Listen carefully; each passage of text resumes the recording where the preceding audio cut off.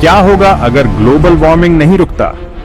क्या होगा अगर इंसान क्लाइमेट चेंज को रिवर्स नहीं कर पाते और अगले 10,000 साल तक प्लैनेट गर्म होता रहता है? फ्यूचर अनइमेजिनेबल हो सकता है। अर्थ एक कंप्लीटली डिफरेंट वर्ल्ड में बदल सकती है। अगले 100 सालों में ग्लेशियर्स पिघलने लगेंगे, सी लेवल्स बढ़ जाएंगे और एक्सट्रीम वेदर इवेंट्स आम हो जाएंगे। डिफॉरेस्टेशन और वाइल्ड लाइफ एक्सटिंक्शन बढ़ेगी, कोरल रीफ्स मर जाएंगे, सिटीज फ्लड होंगी, ड्राउट्स और वाइल्ड फायर्स बढ़ेंगे। चलो टाइम में एक जर्नी करते हैं नेक्स्ट सेंचुरी से डिस्टेंट फ्यूचर तक और अपने प्लैनेट के फेट को एक्सप्लोर करते हैं।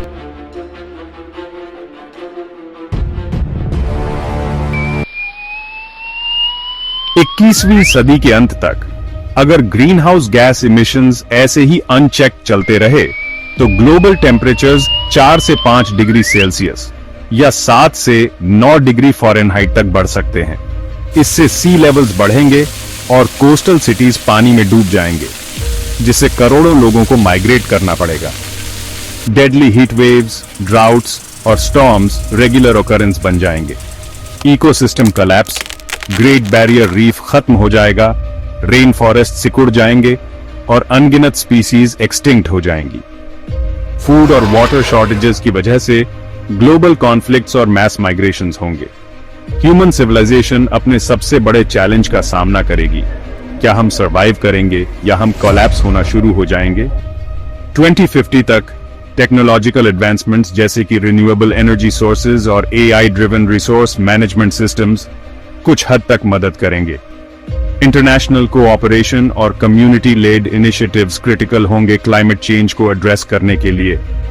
ट्रांसपोर्टेशन में भी बदलाव आएगा, इलेक्ट्रिक व्हीकल्स और हाइपरलूप ट्रेन्स वाइड स्प्रेड होंगे। मेडिकल एडवांसमेंट से लाइफ एक्सपेक्टेंसी बढ़ेगी, लेकिन एनवायरमेंटल स्ट्रेसर्स हेल्थ रिस्क्स भी बढ़ाएंगे। स्पेस एक्सप्लोरेशन में भी सिग्निफिकेंट प्रोग्रेस होगा और मार्स कॉलोनाइजेशन एक रियलिटी बन सकती है। अगर हम सही कदम उठाएं तो 2125 तक हम एक सस्टेनेबल और हार्मोनियस फ्यूचर एनविजन कर सकते हैं।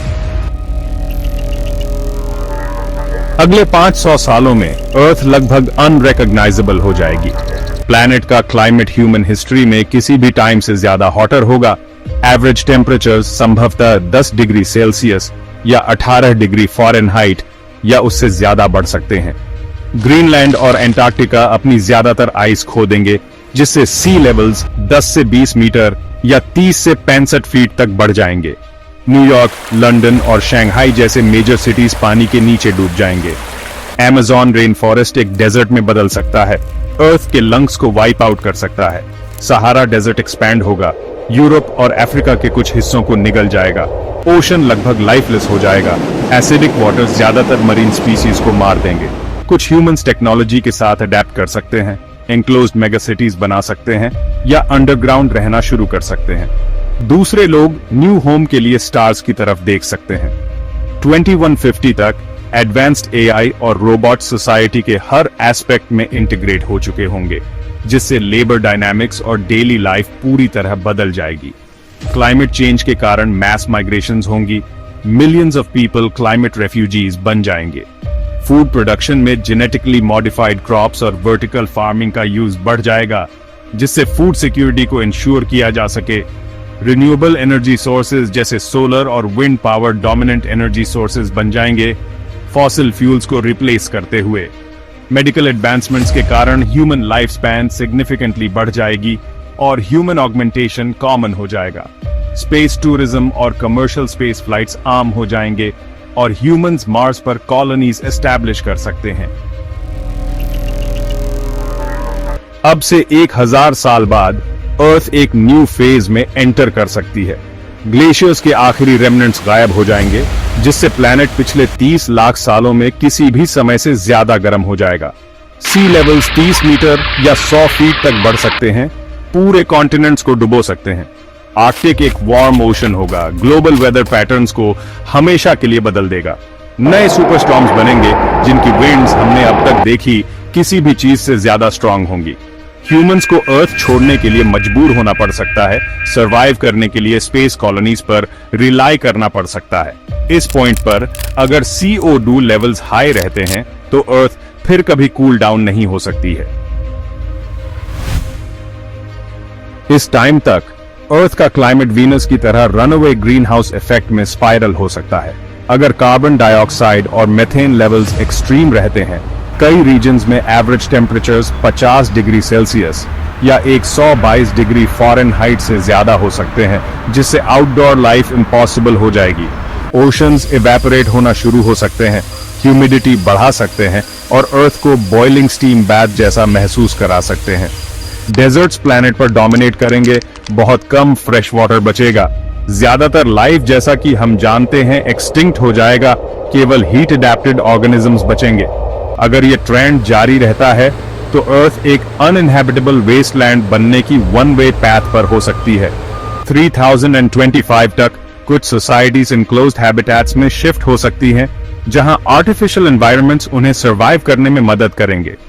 एडवांस टेक्नोलॉजी और क्लाइमेट कंट्रोल सिस्टम्स के बावजूद रिसोर्सेज की कमी और एनवायरमेंटल स्ट्रेस सोसाइटल टेंशंस और कॉन्फ्लिक्ट्स को बढ़ा सकते हैं। मैस माइग्रेशन सेफर रीजन्स की ओर हो सकती है, जिससे ओवरक्राउडेड सिटीज और रिसोर्स स्कैर्सिटी की समस्या बढ़ सकती है। जेनेटिक मॉडिफिकेशन और ह्यूमन एडेप्टेशन एक्सट्रीम कंडीशंस के लिए जरूरी हो सकते हैं, जिससे ह्यूमन फिजियोलॉजी में सिग्निफिकेंट चेंजेस आ सकते हैं। 8025 तक अगर ट्रेंड्स नहीं बदले तो फ्यूचर आर्कियोलॉजिस्ट्स केवल रेमनेंट्स ऑफ सिविलाइजेशन और एंशिएंट रूइंस को ही खोज पाएंगे।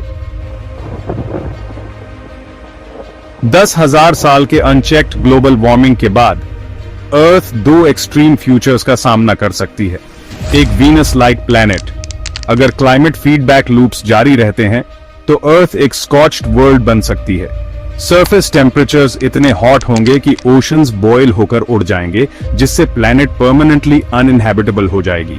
एक रिकवरिंग प्लैनेट, अगर ह्यूमंस आखिरकार कार्बन डाइऑक्साइड को रिमूव करने के तरीके ढूंढ लेते हैं तो अर्थ कूल होना शुरू हो सकती है। हालांकि प्लैनेट को फुली रिकवर होने में लाखों साल लगेंगे। इस टाइम तक हो सकता है कि अर्थ पर ह्यूमन सिविलाइजेशन एग्जिस्ट ना करे। अगर हम सरवाइव करते हैं तो हम एक स्पेस फेयरिंग स्पीसीज में इवॉल्व हो सकते हैं, मार्स, एक्सोप्लैनेट्स या आर्टिफिशियल स्पेस हैबिटेट्स में रह सकते हैं। 8025 और उसके बाद टेक्नोलॉजिकल एडवांसमेंट्स हमें AI integration, sustainable energy sources और एडवांस्ड सिटीज बनाने में मदद कर सकते हैं। जेनेटिक इंजीनियरिंग और लॉन्जेविटी रिसर्च के कारण ह्यूमंस की लाइफ स्पैन सिग्निफिकेंटली बढ़ सकती है और हम इनहैंस्ड ह्यूमंस में इवॉल्व हो सकते हैं।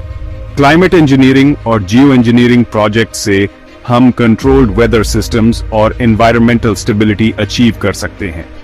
इंटरस्टेलर ट्रैवल के एडवांसमेंट से हम नए स्टार सिस्टम्स एक्सप्लोर कर सकते हैं और पोटेंशियली नए हैबिटेबल प्लैनेट्स ढूंढ सकते हैं। क्या यही हमारे प्लैनेट का फेट है? अगर हम अभी एक्ट करते हैं तो हम अभी भी वर्स्ट केस सिनेरियोस को प्रिवेंट कर सकते हैं।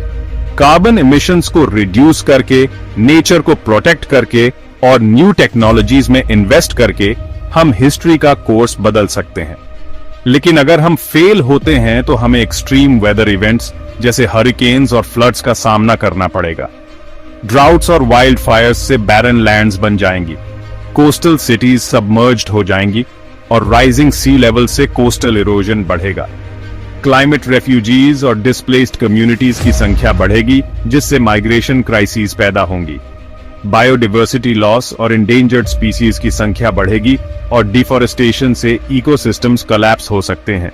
सवाल यह है, क्या ह्यूमैनिटी टाइम पर एक्शन लेगी या हम अर्थ को एक ऐसी वर्ल्ड बनने देंगे जिसे हम नो लॉन्गर रिकॉग्नाइज करते हैं? अगर आपको यह वीडियो फैसिनेटिंग लगा तो अवेयरनेस फैलाने के लिए लाइक, सब्सक्राइब और शेयर करना ना भूलें। फ्यूचर हमारे हाथों में है, चलो सही चॉइस करते हैं इससे पहले कि बहुत देर हो जाए।